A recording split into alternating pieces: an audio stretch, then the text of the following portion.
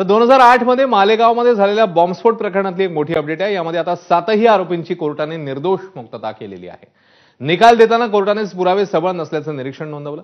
त्यामुळे Sadhvi Pragya Singh Thakur, lieutenant colonel Prasad Purohit यांच्यासह 7ही आरोपींची निर्दोष मुक्तता झाली आहे। यासोबतच स्फोटासाठी स्कूटर वापरल्याचं तपास यंत्रणांना सिद्ध करता आलेलं नाहीये। स्कूटर साध्वी प्रज्ञा सिंगच्या नावावर होती हेही सिद्ध होत नाही असंही निरीक्षण कोर्टाने नोंदवलं।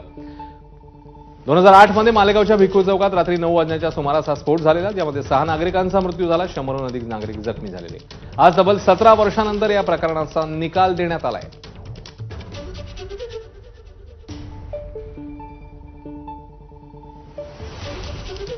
कोर्टाने नेमकं काय म्हटलंय याबद्दल? बॉम्बस्फोट झाल्याचं सरकारी पक्षाने सिद्ध केलेलं नाही।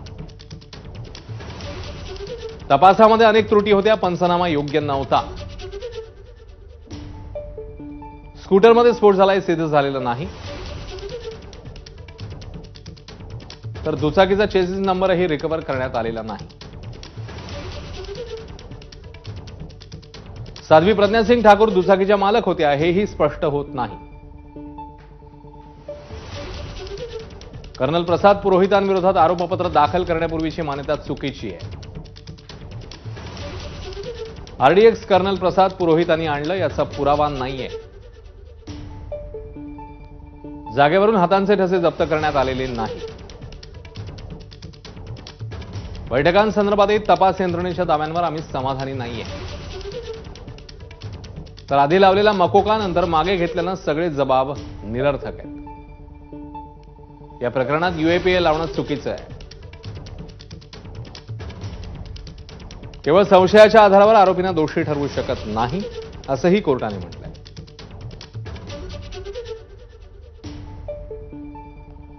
दरम्यान या प्रकरणामध्ये निर्दोष मुक्त झालेले कर्नल प्रसाद पुरोहित, सुधाकर चतुर्वेदी आणि समीर कुलकर्णी यांनी नेमकं काय म्हटलंय, काय प्रतिक्रिया दिली आहे तेही बघूया। ते प्रामाणिक करदाते भारतीय आहेत, त्यांच्या नशिबी माझ्यासारखं आयुष्य येऊ नये। आपला देश आहे, आपली व्यवस्था आहे, माझा पूर्ण विश्वास होता 140 कोटी भारतीयांप्रमाणे मी निर्दोष होतो, म्हणून मी पहिल्या दिवसापासून वकील केला नाही।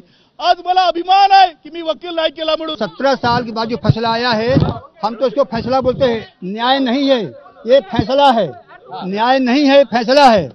17 साल का जो हमारा समय गया वो वापस कौन करेगा, इसकी भरपाई कौन करेगी? I am extremely grateful to the country and all those who stood by me and by us. I am grateful to the judiciary for understanding the case and delivering justice to all of us. दरम्यान काँग्रेसने भगव्या दहशतवादाचा खोटा narrative set केला असून त्यांनी हिंदूंची माफी मागावी अशी मागणी आता मुख्यमंत्र्यांनी केली आहे। मुख्यमंत्र्यांनी नेमकं काय म्हटलं बघूया। हिंदू दहशतवादाचा, भगव्या दहशतवादाचा जो खोटा नरेटिव्ह सेट करण्याचा प्रयत्न केला होता आणि निवडणुकीमध्ये अल्पसंख्याकांचं लांगुल चालन करण्याकरता हिंदू आतंकवाद आहे, भगवा आतंकवाद आहे, अशा प्रकारचा जो प्रचार आणि प्रसार केला होता तो आज किती खोटा होता हे उघड झालेलं आहे। खरं म्हणजे ज्यांच्यावर त्यांनी कारवाई केली त्यांची तर त्यांनी माफी मागितलीच पाहिजे, पण सगळ्यात महत्त्वाचं संपूर्ण हिंदू समाजाची काँग्रेसने माफी मागितली पाहिजे। दरम्यान मालेगावच्या निकालानंतर मंत्री नितेश राणे आणि एमआयएमचे नेते इम्तियाज जलील यांनी नेमकं काय म्हटलं, काय प्रतिक्रिया दिली आहे तेही बघूया। परत परत एकच विषय सिद्ध होतोय की आतंकवादाचा रंग आणि जिहादचा रंग हा हिरवाच आहे, हे स्पष्ट झालेलं आहे आता वारंवार। मग ते महाविकास आघाडी असो किंवा अगोदरचं युपीएचं सरकार असो, तेव्हा हिंदू समाजाच्या कार्यकर्त्यांवर ज्या खोट्या केसेस टाकल्या गेल्या, त्यांना अडकवण्याचा जो प्रयत्न झाला, ते या हिंदुत्ववादी विचाराचा आमचं केंद्र आणि राज्य सरकार असताना शक्य नाही। हे खोटे पुरावे असेल तर हे खोटे पुरावे कोणी तयार करण्यात आले होते, केले होते? मग ज्या निर्दोष लोकांनी मुंबई ट्रेन धमाका असू द्या किंवा हे मालेगाव धमाका असू द्या, याच्यामध्ये जे जे डुप्लिकेट, आर्टिफिशियल आणि फेक जे एव्हिडन्सेस तयार करून या लोकांना जेलमध्ये टाकले होते, त्यांच्यावर काय कारवाई करणार आहे हे इम्तियाज जलील किंवा सरकार ठरवणार नाही आहे.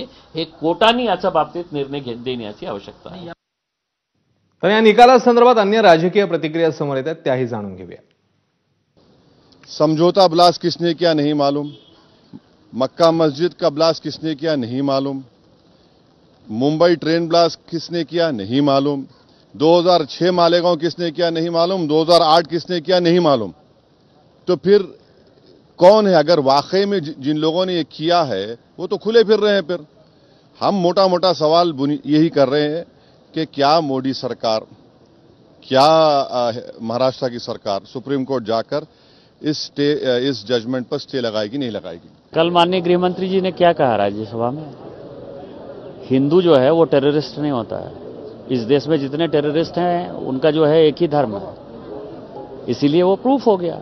इतने दिनों से कांग्रेस ने जो है पूरा सैफरन टेररिज्म, राज्य की सरकार, केंद्र की सरकार, यही सब घटिया काम करती रही. सच परेशान हो सकता है मगर पराजित नहीं हो सकता, हा विश्वास सर्वसामान्यांना वाटेल. आणि जे तुष्टीकरणाचं राजकारण होतं तो जर तुम्ही कालावधी बघितला आणि यासाठी कदाचित या घटनेचं राजकारण केलं गेलं असा संदेह तेव्हा होता.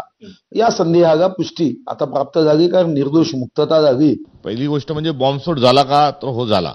कुठे झाला त्याचं स्थळही निश्चित आहे. त्यामध्ये लोक मेले का, हो लोकांचा त्यामध्ये मृत्यू झाला. त्यामुळे बॉम्बस्फोट झालेला आहे. मग आरोपी गेले कुठे, हा एक स्वाभाविक स्वरूपाचा एक प्रश्न हा अनुत्तरित राहिलेला आहे. जे दोषी असतील त्या दोषींना पकडला जायला पाहिजे आणि त्या दोषींवर शिक्षा झालीच पाहिजे. या अनुषंगाने सरकार पुढे काय करणार हा एक प्रश्न या निमित्ताने अनुत्तरित राहतो. मैं इस बात पे इतनी खुश हूं कि मेरे पास लफ्ज नहीं, क्योंकि मैं जब प्रज्ञा नासिक की जेल में थी तो मुझे एक पुलिस अधिकारी, महाराष्ट्र पुलिस अधिकारी के जरिए पता लगा कि प्रज्ञा का बहुत टॉर्चर हुआ है. कोई प्रज्ञा से मिलने नहीं जाता था. तब मैं प्रज्ञा को मिलने गई हूं नासिक की जेल में, और जब प्रज्ञा मिली तो मैं फूट फूट के रोई. और